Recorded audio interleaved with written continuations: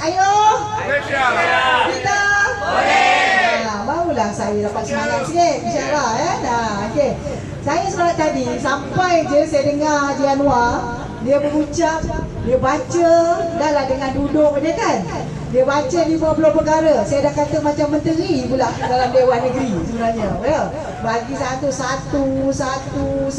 dia sebut apa yang telah dibuat oleh Kerajaan Pakatan Harapan semasa diberi mandat. Ya, betul Haji Anwar? Betul lah? Kalau agaknya sampai 2 tahun, sampai cuma penggal, agaknya tak boleh 50 dah. Ya.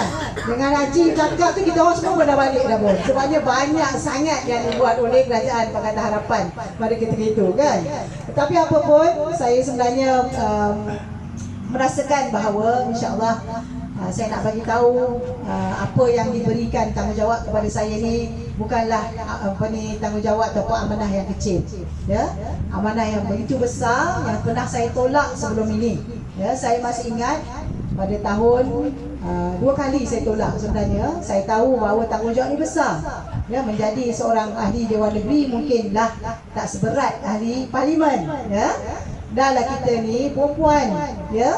Dan kita tahu bukan mudah, tetapi kali ini bak kata rakan-rakan pimpinan saya, kali ini kita tak boleh biarkan Datuk Seri Anwar Ibrahim seorang diri ataupun tak Datuk Seri Anwar Ibrahim hanya mempunyai ataupun Rafizi Ramli ya yang akan menerajui ini. Dan kebetulan saya telah pun ada pengalaman sedikit selama 3 penggal ya mentadbir Kerajaan Selangor, dan saya insya-Allah akan pastikan Ampang P099 akan bersama dengan Datuk Anwar Ibrahim di parlimen nanti insya-Allah ya.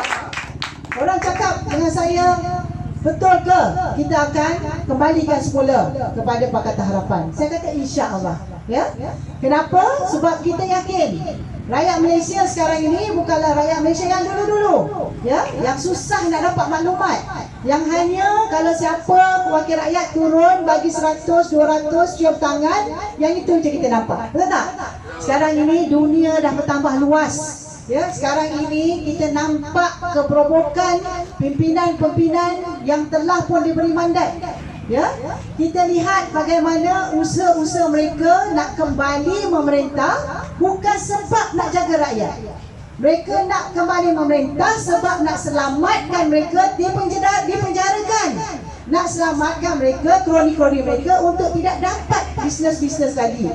Ya, yang itu yang kita ataupun yang untuk dapat lagi bisnes-bisnes lah. Ya, yang itu sebenarnya yang kita kena faham.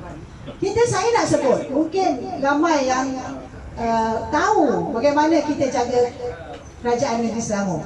Saya nak sebut satu je, Negeri Selangor ni tak banyak duit sebenarnya. Ya?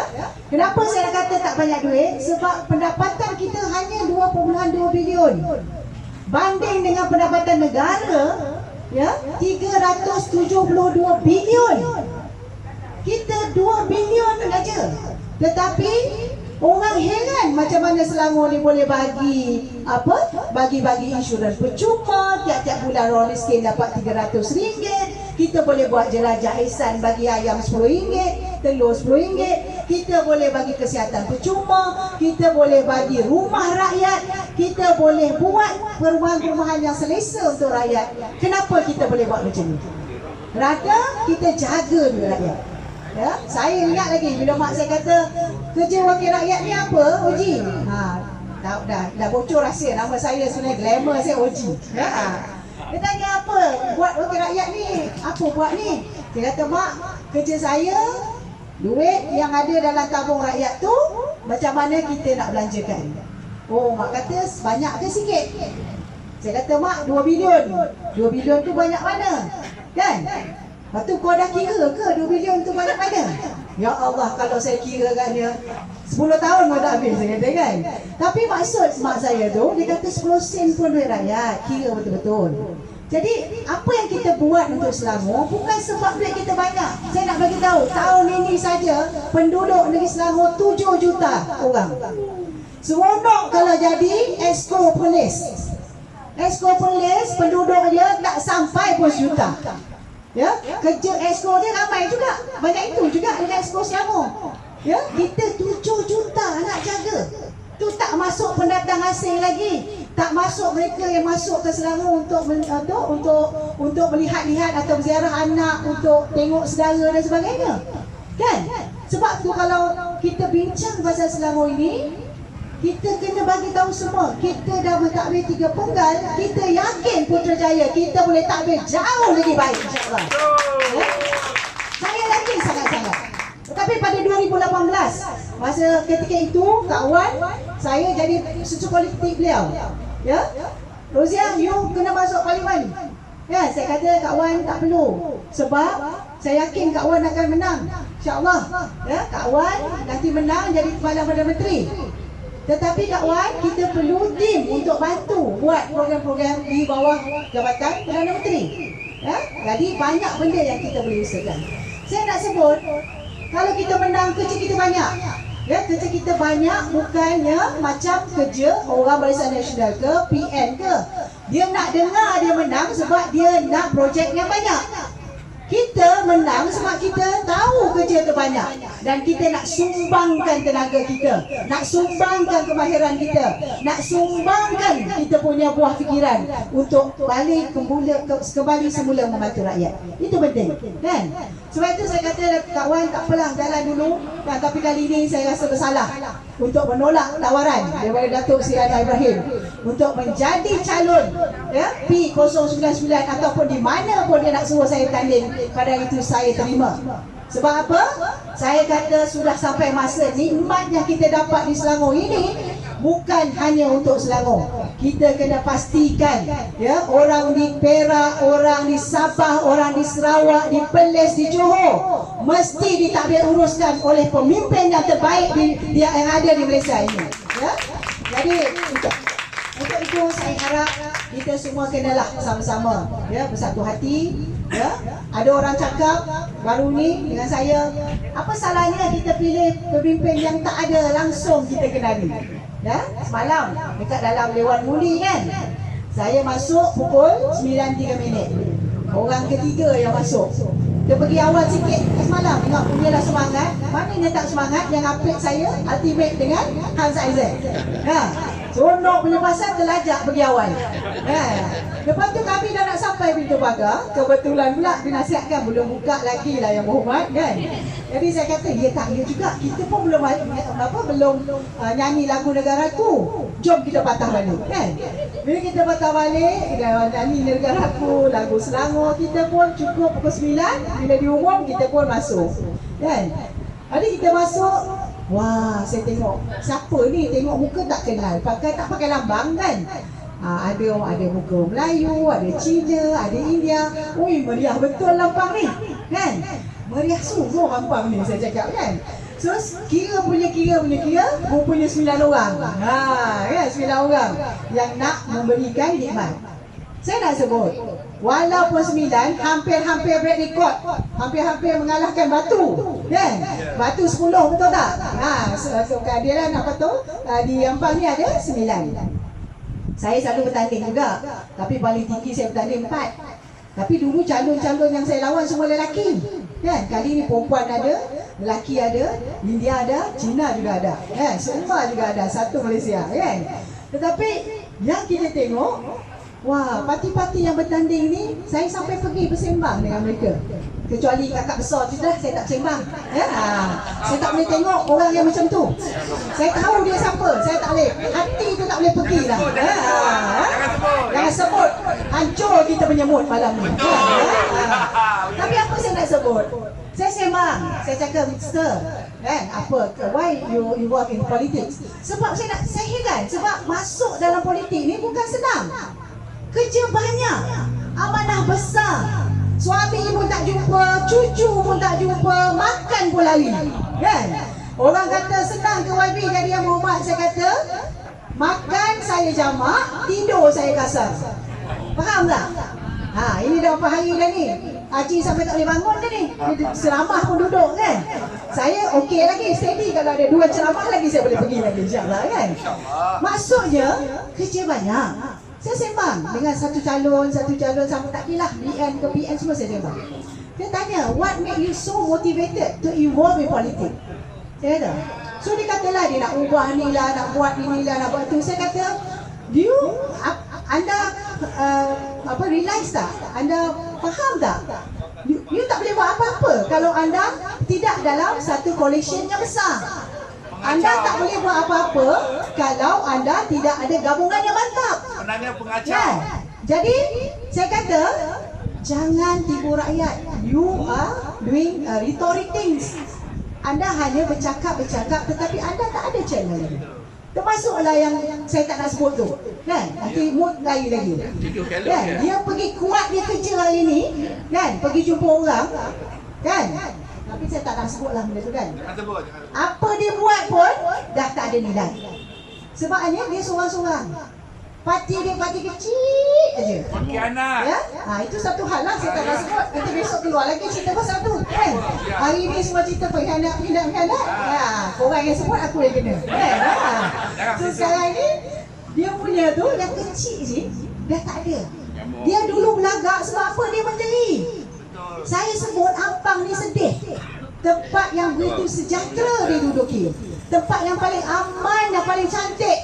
Tetapi ketiga-tiga orang yang beri amanah ini bekas menteri, bekas menteri besar, bekas esko. Apa yang dibuat untuk Ampang ini sebenarnya? Ya? Sepatutnya tak ada isu dah di Ampang ini. Tempat paling smart, paling hebat di Malaysia ini sepatutnya di Ampang saya sebut. Tetapi bila anda hina orang yang mulia anda, maksudnya kali ini kita semua gunakan mandat itu. Saya bercakap ni saya berani sebab apa? Katalah saya insya-Allah dipilih, kalau saya juga lupa diri buat benda yang sama juga kepada yang anda buat kepada mereka itu semua. Ya, saya boleh kata saya jamin insya-Allah, doakan. Bukan mudah. Insya-Allah saya tidak akan khianati amanah yang diberi oleh Allah SWT. Saya pernah letak jawatan bila Azmin Ali menjadi menteri besar. Kenapa saya letak jawatan? Saya memang tahu perangai dia macam mana. Ya? Saya tahu perangai dia macam mana. Sebab tu saya kata dengan Datuk Seri Anwar Ibrahim, saya tak sanggup duduk bawah esko di bawah Azmin Ali itu. Tak apa saya hilang jawatan, tapi saya tahu mandat saya bukan untuk Azmin Ali. Mandat saya untuk orang Batu Tiga kerana mereka yang mengundi saya. Betul tak?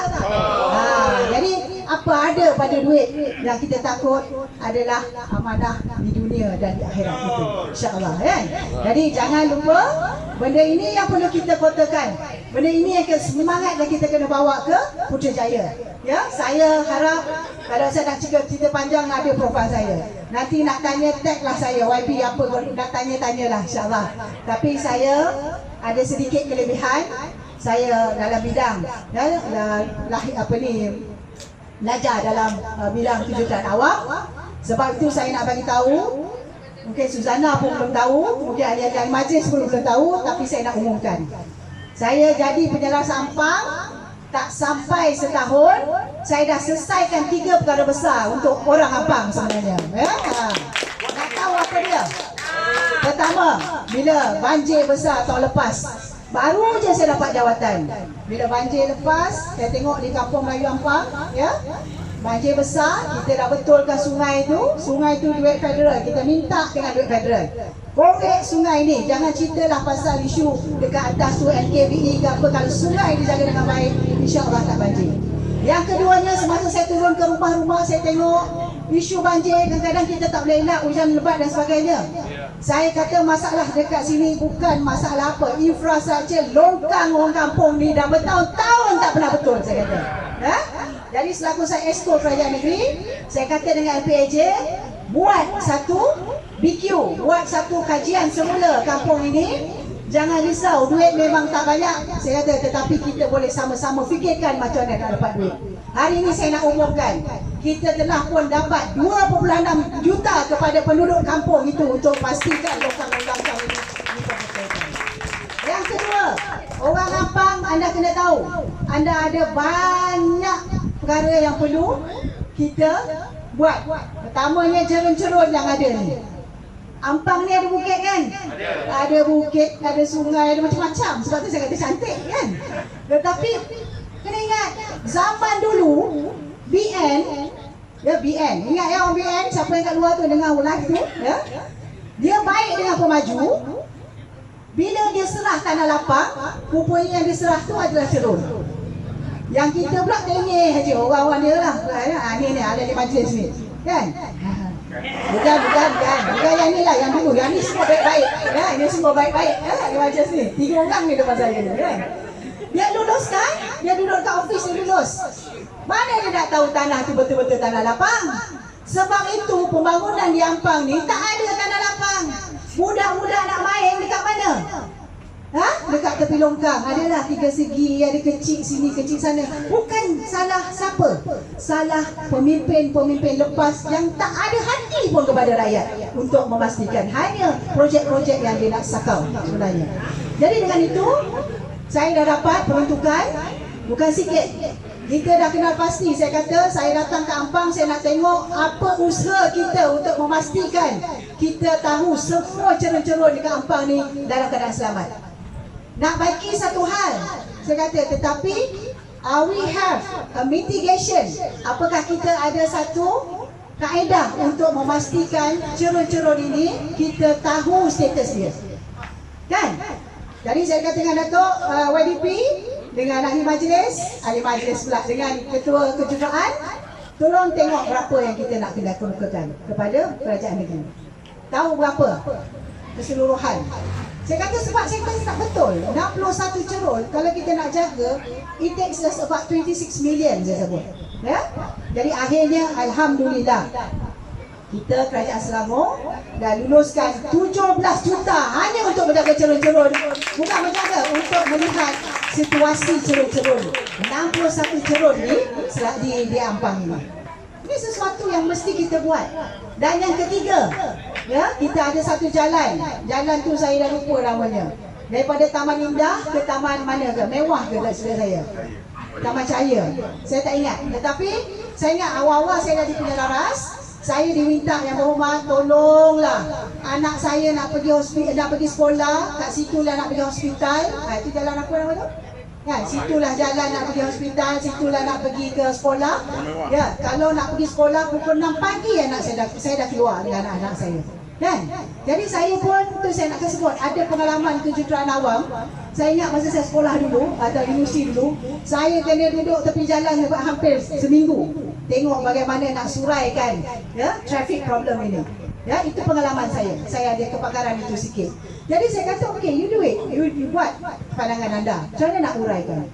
Jadi dia bagi pandangan demi pandangan. Akhir saya kata, benda ni tak boleh selesai. Kena selesaikan. Kenapa kita nak paksa semua orang lalu traffic light, sedangkan kita boleh buat jambatan terus ke kiri dan kanan tanpa lalu traffic light? YB kita tak ada duit.